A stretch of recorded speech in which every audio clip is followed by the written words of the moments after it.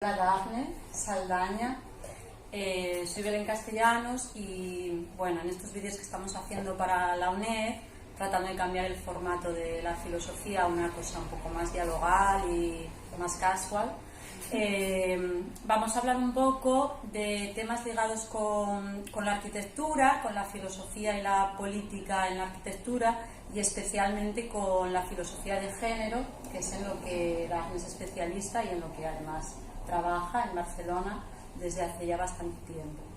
Entonces, bueno, lo primero que quería preguntarle es que nos explicara un poco sobre todo lo que tiene que ver con la arquitectura de género, pero incluso para ponernos un poco más en contexto, con la arquitectura y lo político, cómo el espacio, el urbanismo, etcétera, determina las posibilidades de la comunidad, porque realmente, al menos hablo por mí, y yo creo que por muchos de los alumnos de teoría de la arte, metafísica y de ética que tengo en la UNED, como que hasta que no nos dan algún ejemplo o nos lo explican un poco mejor, no nos hacemos la idea de cómo o de cuándo el urbanismo puede determinar o puede estar inspirado por ideologías o por formas de entender la comunidad tan distintas.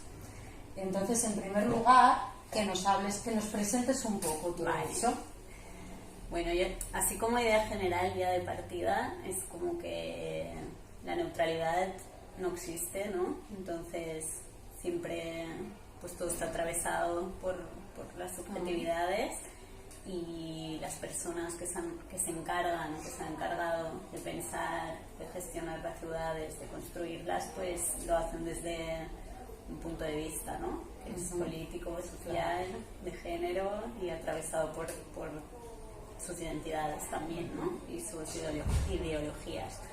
Entonces, partiendo desde ahí, pues ya esto de que no nos afecta, pues se borra y evidentemente nos afecta de alguna manera, ¿no? Entonces, un poco así como paradigma, pues siempre la arquitectura y el urbanismo han sido profesiones súper masculinizadas, ¿no? Y aparte muy vinculadas al poder, porque han requerido de muchos recursos económicos para ponerse en práctica, ¿no? Entonces, digamos que bueno, que no ha sido posible practicarla desde la autoorganización tanto, claro, ¿no? Sino que siempre ha estado más vinculada pues al poder o a la ideología dominante. Vale, entonces pues desde ahí sí que podemos ver que cada régimen, ¿no? Sobre todo pues aquellos regímenes que han tenido una voluntad más como más imperialista o más autoritaria, sí que han querido dar como una imagen y han utilizado la arquitectura y el urbanismo para crear como su imagen. Y sensaciones, sí, también sensaciones. Sí, luego hay como varias maneras en que puede utilizarse, ¿no? Pues, por ejemplo, es muy conocido el plan Haussmann, ¿no? En París, que sí que se hizo como medida de control y de represión de las revueltas, ¿no? Entonces, eso luego se ha reproducido también en otras ciudades, como aquí en Barcelona también, cuando se abrió la Vía Laietana, por ejemplo, o otras cosas más recientes, como todo lo que ha pasado en el Trabal, ¿no? Con Rambla del Trabal o la zona de la Filmoteca, ¿no? Que son actuaciones en que pues zonas urbanas, de callejuelas, donde hay como un tejido social o unas actividades que se consideran conflictivas, ¿no? por la autoridad, pues se trata de desarticularlas cambiando el tejido urbano, ¿no? Por un tejido lo hacen ensanchando, más controlable, más sí, controlable, porque se puede ver más, porque por ejemplo pues las actuaciones policiales o militares son más fáciles porque pueden entrar pues no sé, con los coches o con los tanques o con lo que sea, y bueno, y también eso, que es más difícil esconderse, ¿no? Cada vez, sino que todo queda como en un plano, ¿no?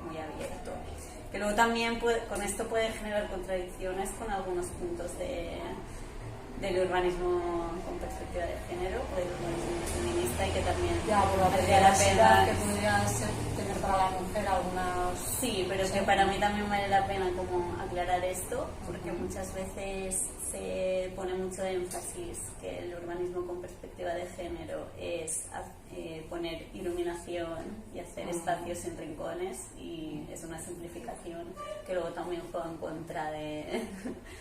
de las propias mujeres en otros ámbitos, para otras cosas. Sí.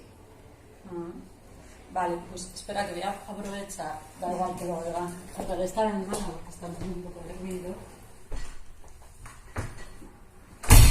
Bueno, entonces, pues ya que nos hablas o ya que entramos un poco introductoriamente en cómo el urbanismo y la arquitectura obviamente tienen relación política, incluso más allá de, no sé si a lo mejor podríamos comentar esto, incluso más allá de los intereses que hay, por ejemplo, en cada ayuntamiento, en cada concejalía de urbanismo, que también son concejalías normalmente como muy disputadas y a veces peligrosas, según en qué sitios. Bueno, entonces podemos hablar un poco ahora más de la cuestión de género, más específicamente, y bueno, de esta manera ver eso, poder entender cómo diferentes espacios o diferentes disposiciones ayudan o no a unas actividades, o ayudan a la clandestinidad si es lo que una quisiera, o a la demostración o a lo que fuera. Yo tampoco conozco demasiado. Luego vamos a hablar un poco, le pedí a Dafne de uno de los pocos ejemplos que yo tengo, que es porque lo vivo a menudo, aunque así tarde en darme cuenta, y son los patios de los colegios, que están como muy fútbol centrados, pero bueno, porque es en lo que trabajo. Igualmente vamos a hablar un poco en general y tú nos das los ejemplos que te parezcan más observables o más paradigmáticos. Vale. Para mí hay como un tema que es lo que pone de relieve el urbanismo feminista, que es cuáles son las prioridades a la hora de planificar o de diseñar las ciudades, ¿no? Entonces, por un lado está el tema de qué actividades son las que se priorizan, ¿no? Para satisfacer, o qué necesidades se satisfacen desde el diseño de la ciudad, ¿no? Entonces, lo que pone de relieve desde el feminismo es poner al mismo nivel todo el mundo de los cuidados, el mantenimiento de la vida, las tareas de reproducción, que todo el tema productivo del mercado laboral, que es lo que se ha venido apoyando desde siempre, ¿no? Pues, por ejemplo, un caso súper paradigmático que siempre se explica un poco como un modelo capitalista, ¿no? y de estructura de la familia nuclear heteropatriarcal, es como el modelo de los años 50 norteamericano, ¿no? Del crecimiento de los suburbios y la sectorización de usos máxima, ¿no? Donde todo lo productivo pasa en el centro de la ciudad, que es un territorio evidentemente masculino. Ahí también se fusiona el urbanismo con la política económica, ¿no? Porque ahí justamente también está el modelo de male breadwinner, ¿no? El hombre que es el que mantiene económicamente a la familia, y la mujer que queda en su casa del suburbio, de la que no puede salir, y que es totalmente dependiente de sí, es totalmente, ¿no? Como que el hombre cazador sale afuera y luego vuelve a casa, que es donde están esperando las mujeres o niños o lo que fuera. Exacto. Y con una división sexual del trabajo absoluta, y bueno, simultáneamente una división absoluta de los usos en la ciudad también. No sé si no se oye esto, pero bueno, entiendo que sigue grabando, sí. Bueno, y por ejemplo, que a mí siempre me llamó mucho la atención ese modelo americano de las zonas residenciales totalmente gas. Aquí, sin embargo, en Europa, en Cataluña, en España, me da la sensación como que no se está dando tanto, o si es una tendencia hacia el futuro. ¿Cómo lo ves? Bueno, aquí lo que pasó es que aquí siempre han habido ciudades más compactas, ¿no?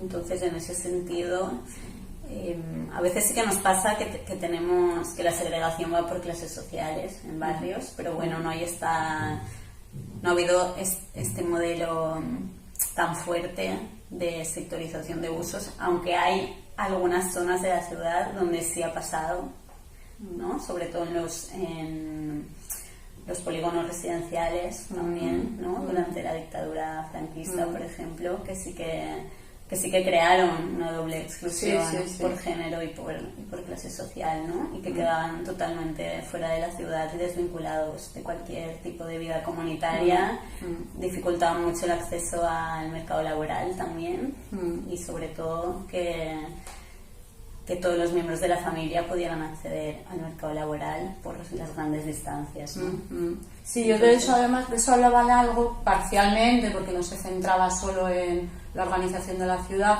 pero en un libro, no sé si lo conoces o por lo menos te hablé alguna vez de él, porque a mí me gustó mucho, es de Doncelot, que es un sociólogo francés, que tiene un libro que se llama La policía de las familias. Entonces, en ese libro habla de cómo la familia nuclear es una cosa que, si bien a lo mejor en las clases altas tuvo cierta presencia anterior, aunque no igual que la de ahora, no con el mito de la maternidad tan fuerte, ni, pues yo qué sé, pues por ejemplo había nodrizas, no se veía mal que la lactancia fuera otra persona, lo que fuera, pero sobre todo cómo a las clases obreras la familia nuclear, incluso el matrimonio, les era como totalmente, mucho más de lo que parece, como totalmente externo, porque no ganaban nada, no tenían nada que heredar o no les interesaba.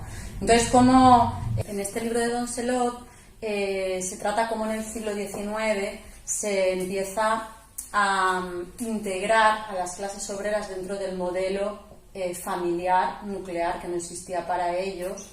Entonces, como no tienen un interés económico, como es el legado de herencias, de patrimonio, etcétera, pues bueno, se implanta la familia a través de otros dispositivos, como son, por ejemplo, las ayudas sociales, se inicia entonces todo el trabajo social, la psiquiatría pública y muy presente, y bueno, los colegios y educación pública, que aunque a veces se presenten como conquistas de la clase obrera, en verdad, bueno, fueron sobre todo dispositivos de poder.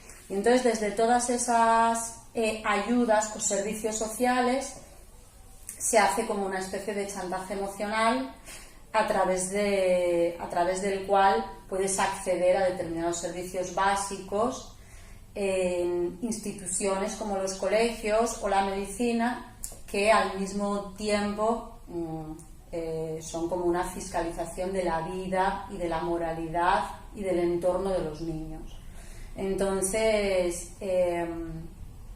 junto con estas instituciones que empiezan eso a segregar por edades, porque los colegios también son un espacio, ¿no?, en el que se pasa mucho tiempo, en el que está segregado por edades, al principio incluso por géneros, y las familias empiezan a generarse también como gracias a las viviendas como obreras, que se levantaban un montón y se facilitaba esa vida allí, pero eran viviendas que no permitían pues la vida habitual que había tenido hasta entonces esa clase obrera, que eran casas más grandes donde podían convivir muchas más personas que no tenían por qué ser de la familia ni tenían por qué ser el marido, y donde se daban también relaciones comunitarias mucho más amplias, más intergeneracionales, y bueno, un poco para laminar ese posible peligro social que era esto que facilitaba la organización para la lucha o la transmisión de conocimientos potencialmente organizativos, pues se lamina, y entonces bueno, quedan como aisladas las familias, ¿no?, la familia nuclear, padre, madre, hijos, y como en una especie de higiene social y donde ya cada uno está en su colmena. Entonces, bueno, que esto que estaba contando yo ahora no sé muy bien por qué, pero bueno, que aparecía esta idea, sí, tanto de los barrios residenciales como también lo que decías tú de las viviendas obreras que se crearon un poco para concentrar. Sí, yo también pues voy a aprovechar esto para hablar tanto de los barrios como de las viviendas en sí, cómo se organizan por dentro, y creo que también tiene mucho que ver con una ya separación total de las esferas públicas y privadas, ¿no? Entonces lo que pasa dentro de la vivienda es de la esfera privada y por lo tanto es una cuestión en la que nadie de afuera puede intervenir, ¿no? Con todo el tema de perpetuación e invisibilización de muchas violencias, ¿no?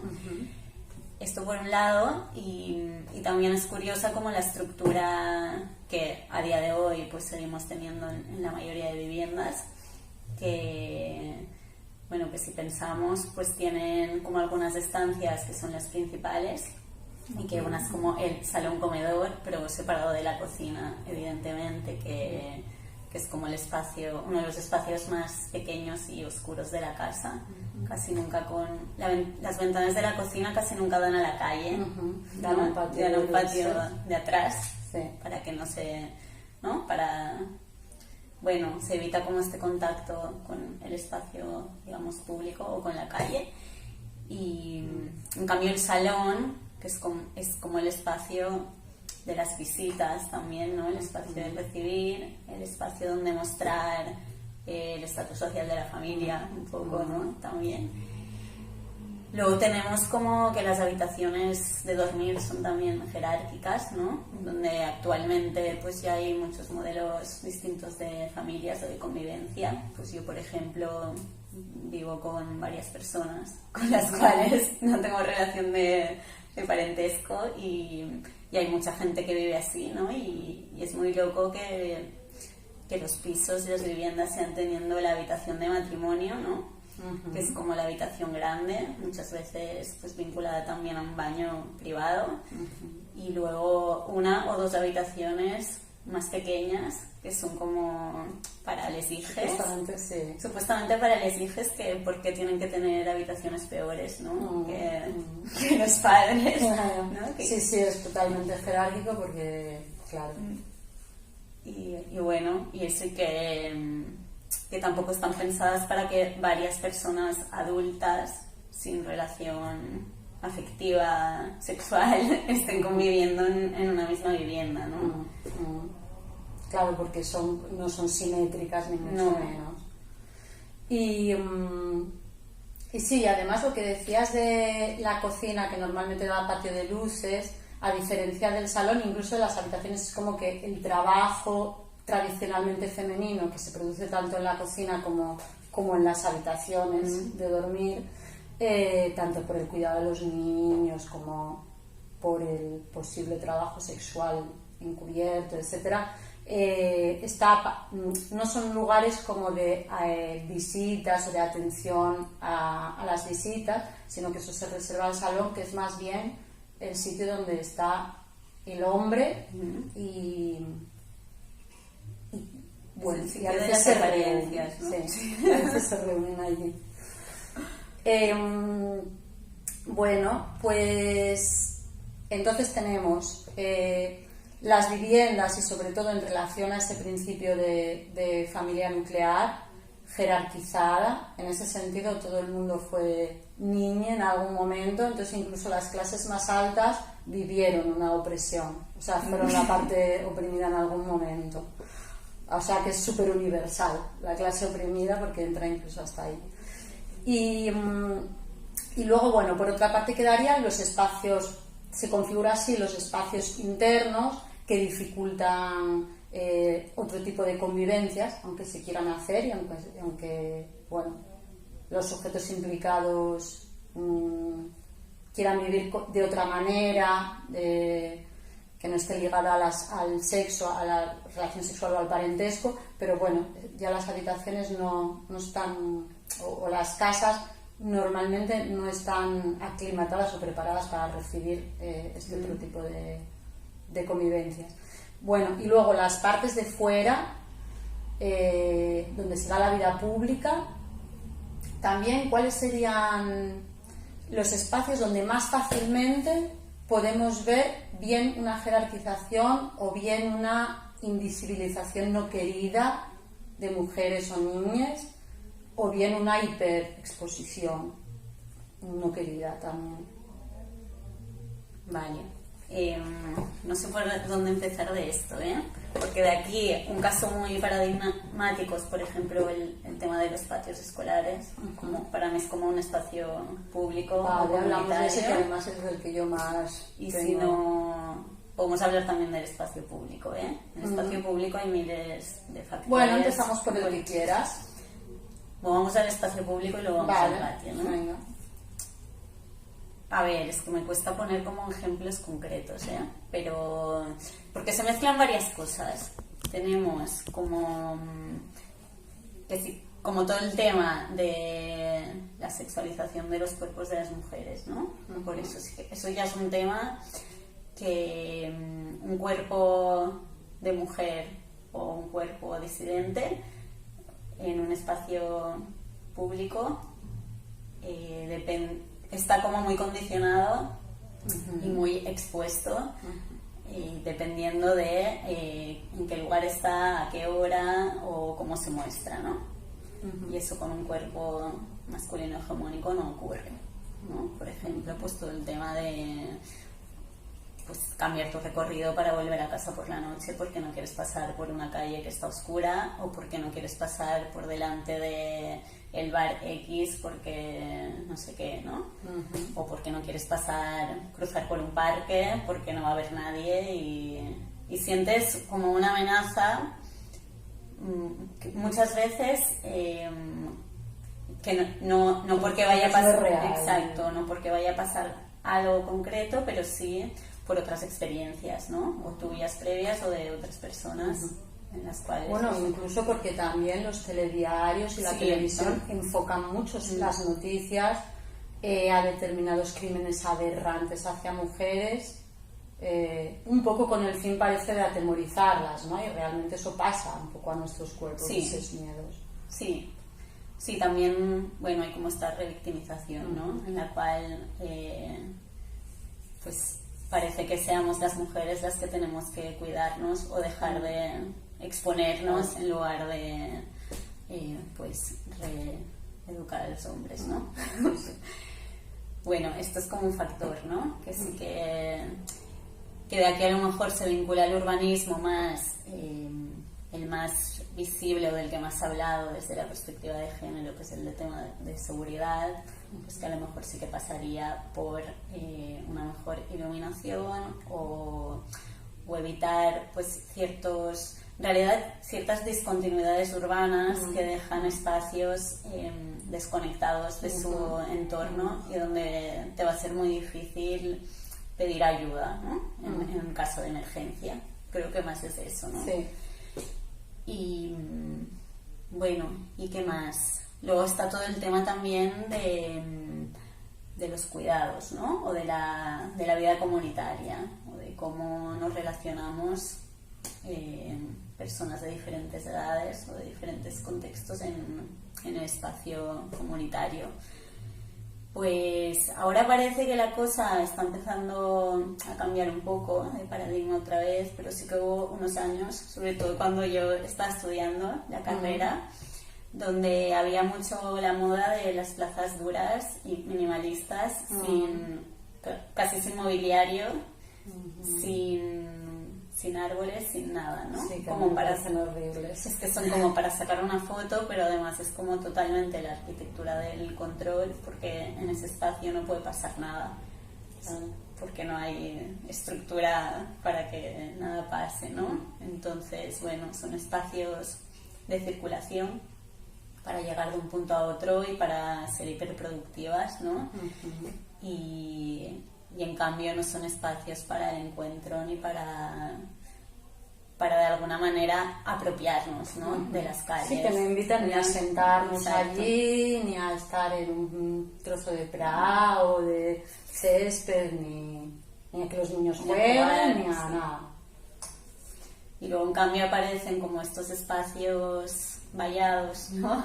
Súper, donde sí solo pueden ir los niños, aparte están como clasificados por edades siempre, ¿no? Pues de 0 a 3, de 3 a 6, no sé, ¿no?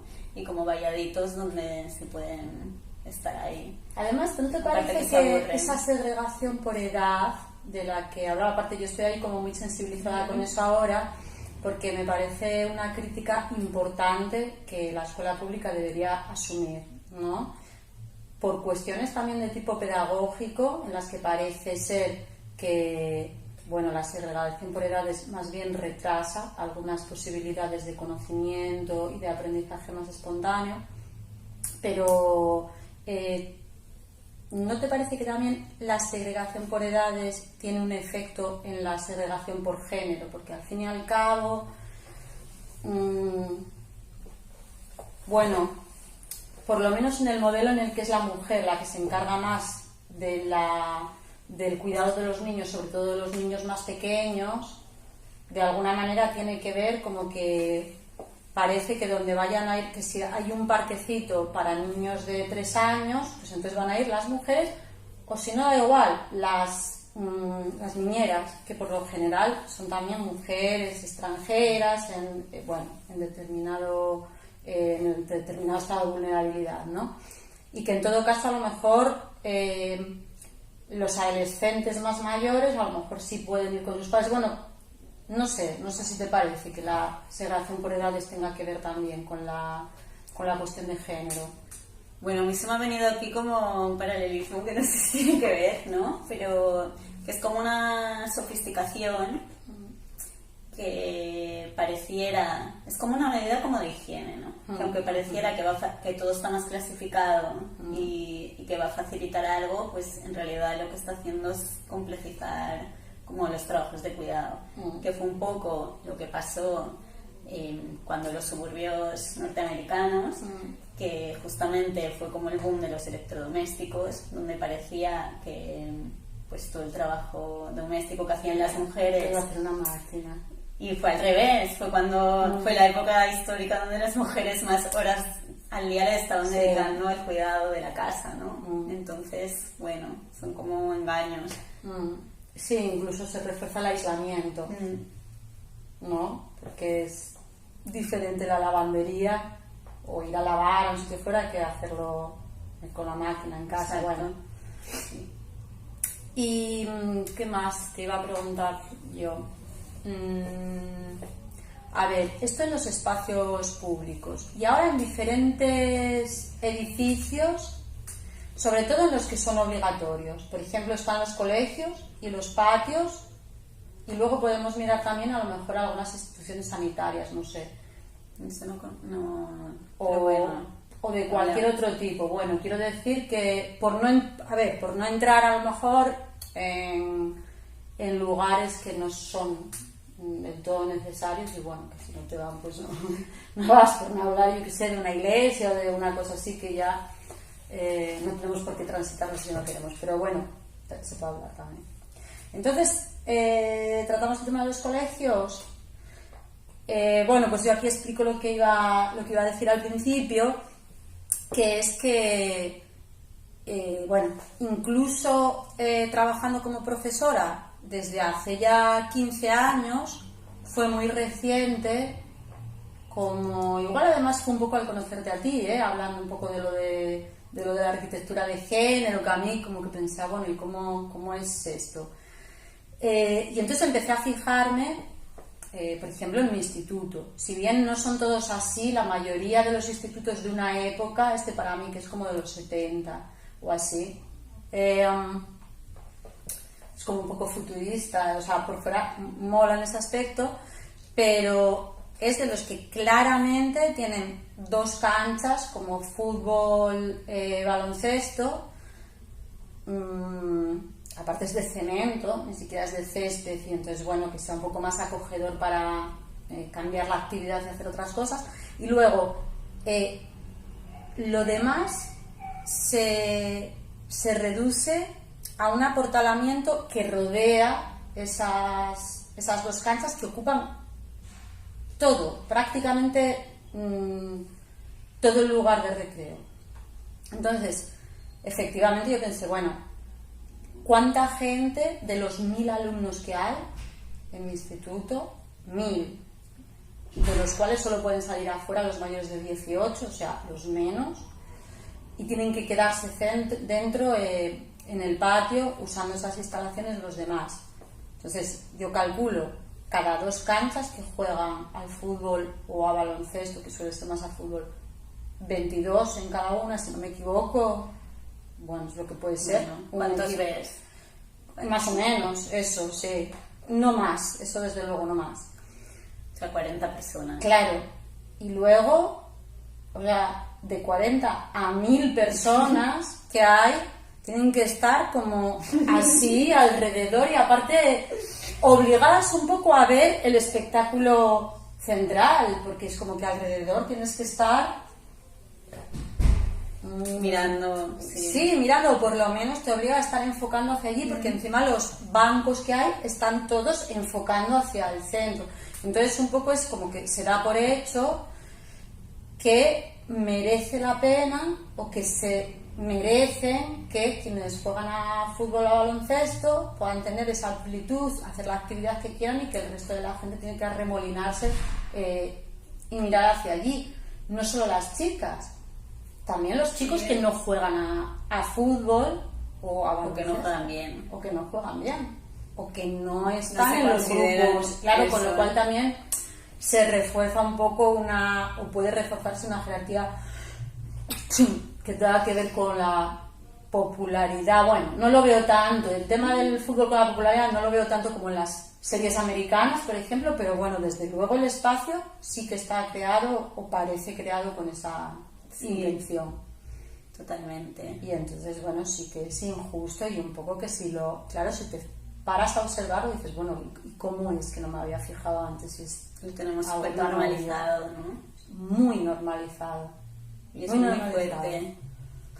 Pues es que es como una apología del falocentrismo, ¿sí o no? Sí, totalmente. Pues hay un grupo privilegiado, claro, y que nadie se atreve siquiera a cuestionar sus privilegios. Claro.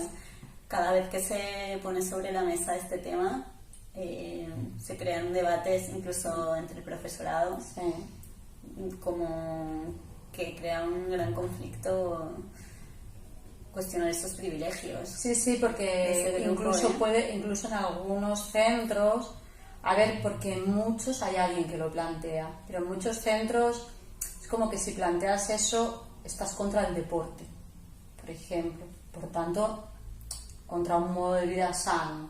Bueno, esto es como un argumento total, bueno, que no, claro, es real, ¿no? Porque para empezar hay otros deportes, hay otra manera de ejercitar el cuerpo, y además cuando es un recreo. Justamente cuando solo 40 de 1000 personas están haciendo deporte, lo que estás comentando es el sedentarismo total. Claro. Entonces, porque por supuesto no se puede pasear por allí, es un sitio, claro, si no, o sea, no puedes cruzar la pista donde están jugando a fútbol.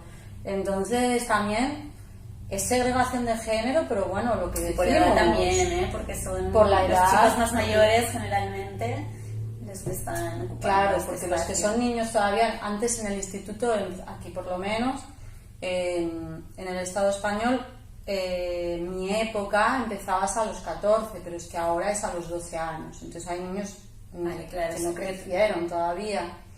Entonces, tanto esas personas como las que no son elegidas para jugar al fútbol o no les interesa, bueno, es que quedan relegadas. Y encima lo más interesante me parece que son la mayoría. Ni siquiera puedes decir, ay, bueno, mira, es que si no te gusta el deporte, pues eres tú que eres una friki, lo que sea. No, es que aunque quisieras hacer deporte, claro, son 40 frente a los 900 y pico que quedan fuera.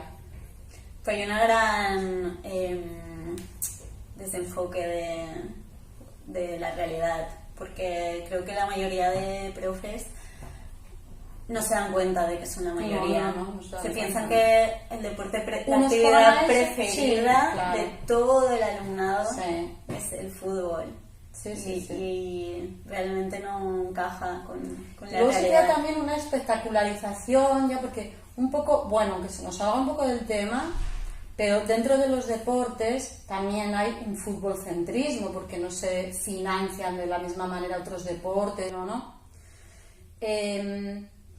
Y como que ya se está generando también una espectacularización y un rol de el que mira y los jugadores, ¿no? Entonces, también, yo qué sé, que si ya desde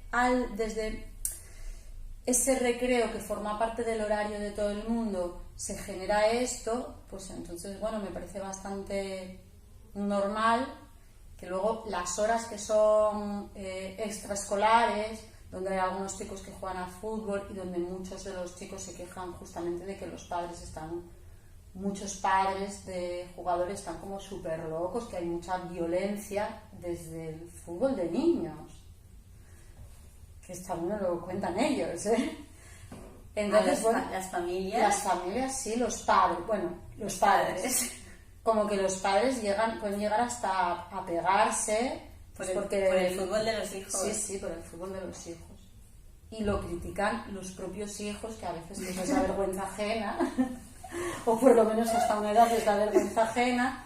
Pero claro, es que se está generando como una idea de que el fútbol es un espectáculo, que también podría ser, bueno, un deporte que haces con los demás que juegan y que no tiene por qué estar todo el mundo alrededor mirándote. Sí, bueno, y con un poco, pues, se está creando como... Lo más fuerte que me parece a mí es que nos parezca normal. Sí. Y que es como, bueno, es que esto es así y ya está.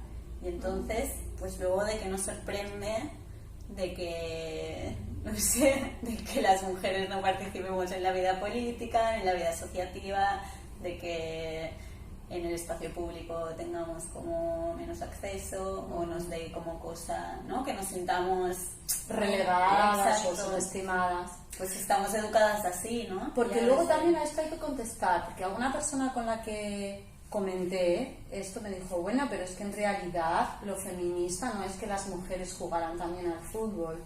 Que a ver, bueno, yo lo que digo es que lo feminista no es que las mujeres jueguen al fútbol o no, obviamente lo feminista es que no se las excluya de ningún deporte, pero lo feminista no es obligarlas a una actividad a la que a lo mejor ni siquiera ni siquiera tienen un acceso en igualdad de condiciones o que pueden no gustarles perfectamente. No sé, como contestes, creo como que una contestación un poco... Bueno, creo que lo feminista también pasa por reconocer las diversidades, claro, y ya como punto de partida que haya solo una actividad protagonista, esto ya no es feminista, sea la actividad que sea. Entonces, partiendo de ahí... Ya, es que además esto de los patios de fútbol, un poco lo que decía, que es importante ver que puede excluir eso a una gran parte de mujeres, yo por lo que veo a todas, y luego también a determinados varones o géneros diversos que no encajan mucho en la figura del chico que juega fútbol. Sí. Da igual, por el peso, por el tamaño, por la edad, por 8.000 cosas. Sí, a veces por una cuestión de actitud también, claro, ¿no? por los grupos sociales, por la estructuración de los grupos sociales. Pero vaya, que yo creo que no es una cuestión de vamos a quitar el fútbol y ponemos otra actividad. Creo que es una cuestión de replantearnos cómo interaccionamos, claro, ¿no?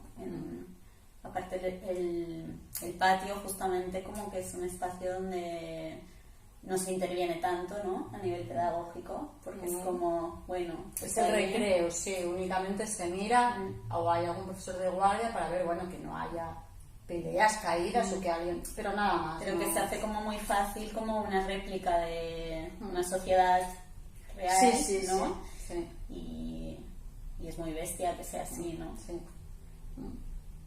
Bueno, de hecho yo con el alumnado lo hablé y por supuesto todas las chicas apoyaron, bueno, como la propuesta de cambiarlo, de organizarse un poco, de intentar luchar en diferentes ámbitos por modificar esos espacios, porque a ninguna le gusta y muchos de los chicos también lo apoyaron. O sea, está claro que ellos sí se fijan más que los profesores. Bueno, porque lo viven, ¿no? Claro. Entonces, bueno, ¿cómo sería, por ejemplo, un patio de instituto?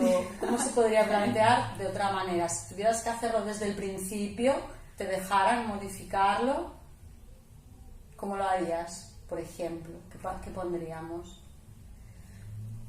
A ver, no hay como modelos, pero pues sí que habría como unas líneas a plantearnos, ¿no? Que en primer lugar sería plantear qué actividades queremos que puedan llegar a ocurrir ahí, ¿no? O nos podemos imaginar que ocurran, porque si cuando algo no se nombra, pues queda invisible y luego no tiene espacio físico, sí, también, ¿no? Lo simbólico y lo físico pues siempre se relaciona. Entonces, para mí crear como más diversidad en los espacios, ¿no? Porque son muy homogéneos. Sí, y muy, como decías en el urbanismo, y muy abiertos. Sí, claro. Pues hasta aquí nuestra charla. Esperamos que os haya interesado. Sobre todo hay algunas personas en teoría del arte que están trabajando sobre cuestiones de arquitectura, de urbanismo y de formas y filtros que tenemos para concebir los espacios. No hemos pasado una revista completa a cada uno de los sitios, pero con los ejemplos que dimos podrían valer para revisitar otras partes y sí, no sé. Sí, ¿no? Sobre todo pues esperamos que os haya servido para abrir la mirada, ¿no? Para tener como herramientas para poder analizar otros espacios y en otras épocas históricas desde estos mismos puntos de vista, ¿no? Bueno, pues chao. Chao.